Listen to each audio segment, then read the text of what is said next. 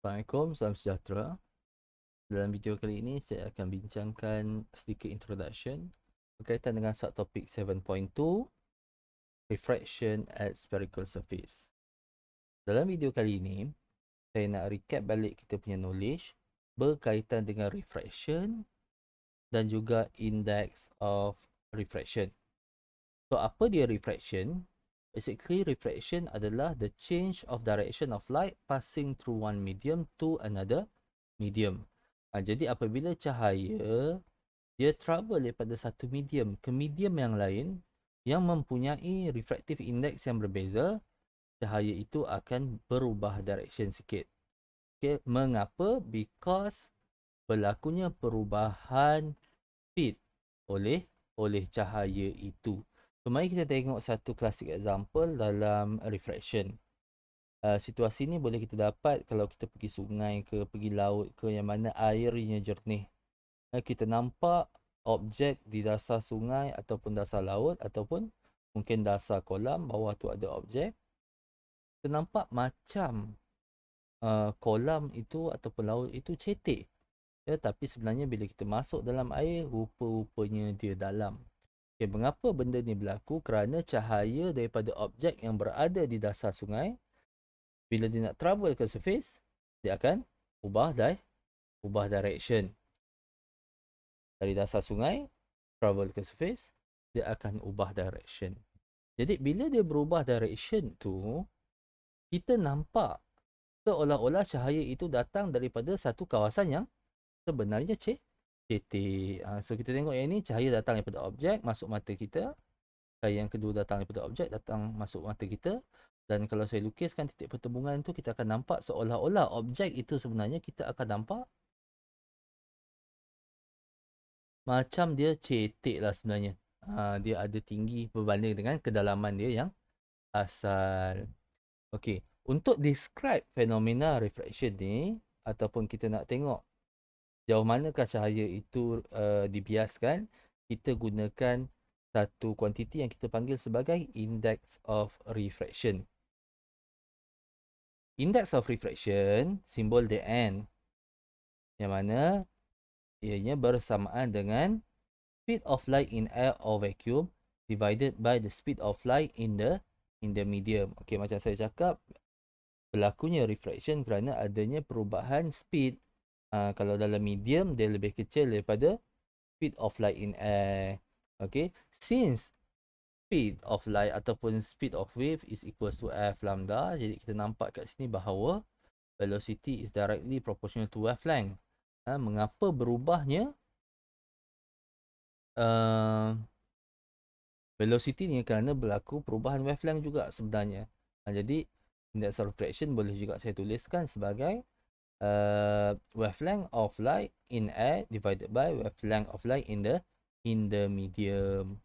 Okay, selain daripada itu, kita juga boleh tuliskan index of refraction ni dari segi ratio di antara kedalaman sebenar dan juga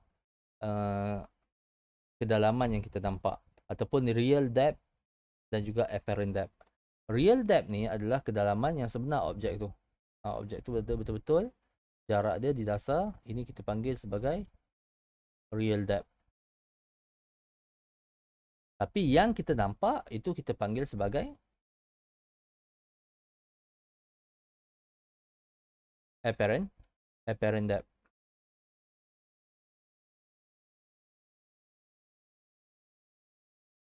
Okey, jadi boleh juga kita tuliskan index of refraction in terms of real depth and apparent depth, yang mana index of refraction N juga sama dengan real depth over apparent depth. Baik. So itu berkaitan dengan index definition of refraction dan juga index of refraction. Jadi seterusnya, saya nak recap juga apa yang berlaku pada cahaya apabila dia travel daripada satu medium ke satu medium yang lain. Okey. Kalau kedua-dua medium sama, macam ni, material satu udara, material dua pun udara, air, maka cahaya akan bergerak cahaya akan bergerak lurus. Okey, tetapi apabila cahaya travel daripada satu medium air kepada medium yang lain, gelas sebagai contohnya, kita boleh nampak cahaya berubah arah. Angle ini kita ukur daripada garisan normal. Yang ini normal ini perpendicular dengan surface tu. Kalau kita nampak sekarang ni, angle of incident 30.9 degree sebagai contohnya, lebih kurang. Apa yang berlaku apabila cahaya itu travel masuk dalam gelas, cahaya itu akan berubah arah. Yang mana dalam kes ini, the light bend towards normal. Dia menghampiri normal. Dan angle bukan lagi 30.9 degree daripada normal, tetapi refracted angle itu lebih kecil daripada 30 incident angle, yang ini 30.9 degree.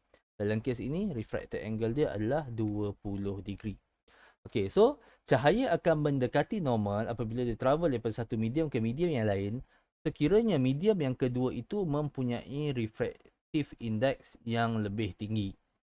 Dalam kes ini, glass is larger than air. Glass punya refractive index 1.5, air punya refractive index 1. Okay, bagaimana pula kalau kita terbalikkan situasi? Okay, yang mana cahaya itu datang daripada material yang mempunyai refractive index yang lebih tinggi. Sebagai contohnya, glass, cahaya daripada glass pergi ke udara. So, apa yang berlaku kat sini, kita dapati, ya betul ada berlaku perubahan arah, ya. Tetapi dalam kes ini, angle of incident kita 30.9 degree yang kita ukur daripada normal.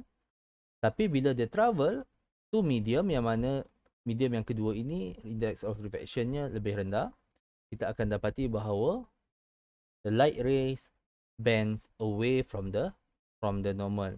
Dia menjauhi normal. Kalau kita tengok dari segi speed juga sebenarnya berbeza. Kalau dalam udara, speed sama dengan 1c, yang ini 3/1008 meter per second. Tapi bila dalam apa-apa medium yang lain, the speed of light akan jadi lebih rendah. Yang ini 0.67 sahaja daripada speed of light in air. Jadi so itu behavior of refracted ray. Okay, yang ini saya nak tuliskan sedikit. Apa yang berlaku apabila cahaya travel daripada satu medium ke medium yang lain secara spesifik lah. Okay, so dalam kes yang pertama ini, okay, air N sama dengan 1, glass N sama dengan 1.5. So dalam kes ini, saya namakan ini N1, ini N2. Dalam kes ini, N1 is smaller than N2. Apa yang berlaku? Theta 1, saya ambil ini theta 2. Apa yang berlaku? Angle theta 2 lebih kecil daripada angle theta 1. Okay, kalau dalam ayat kita cakap apa? When the light travel from a medium where the refractive index is smaller, okay, into the medium with larger refractive index, the refracted ray bend towards normal. Dalam arti kata lain, theta 2 lebih kecil daripada theta 1. Okay, dalam sesetengah buku juga dia sebut perkataan ni, denser medium. Okay, when light travel from less dense medium,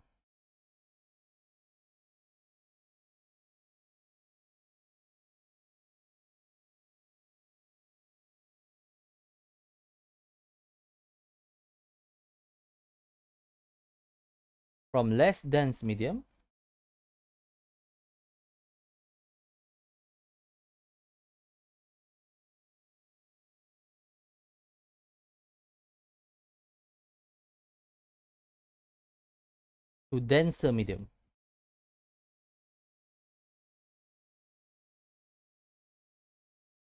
the refracted ray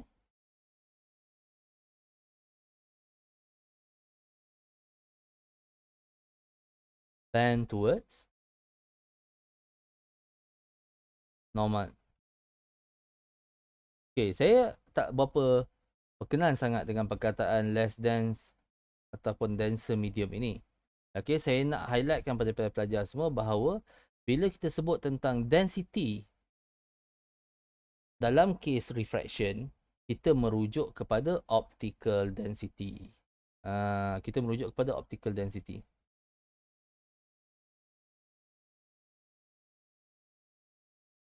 Okay, optical density ni maksudnya objek yang ada refractive index yang lebih besar, maka dia optically denser.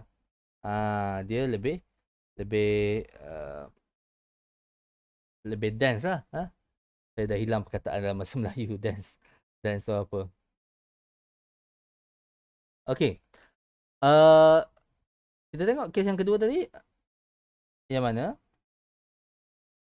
Daripada glass N sama dengan 1.5 kepada air N sama dengan 1. Okay, so dalam kes ini N1 is larger than N2. Apa yang berlaku? Theta 1 lebih kecil daripada theta 1 lebih kecil daripada theta 2. Ataupun the light rays dalam kes ini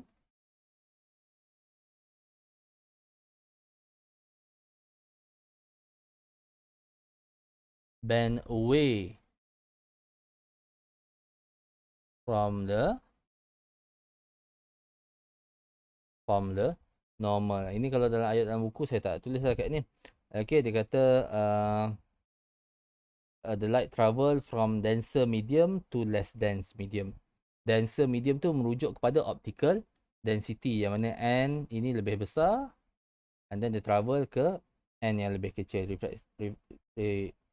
refractive index yang lebih kecil. Of course dalam kes ini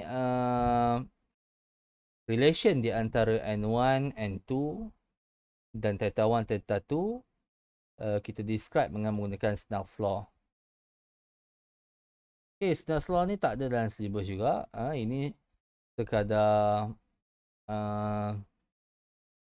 recap saja apa yang awak dah belajar sebelum ni, yang mana Snell's law sama dengan N1 sin theta 1 equals to N2 sin theta 2.